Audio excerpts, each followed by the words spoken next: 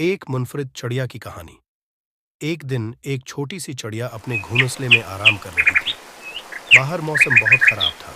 तेज हवा चल रही थी और बारिश हो रही थी।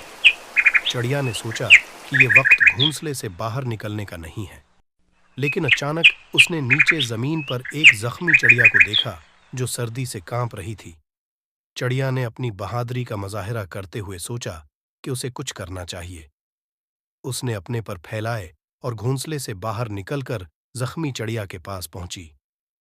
उसने जख्मी चिड़िया को अपने पर फैलाए और उसे अपने घोंसले तक ले आई।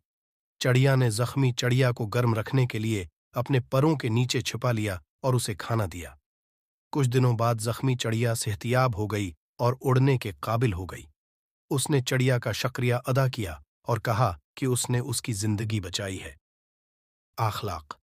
दूसरों की मदद करना हमेशा हमारे अंदर इंसानियत और मोहब्बत को फरूग देता है।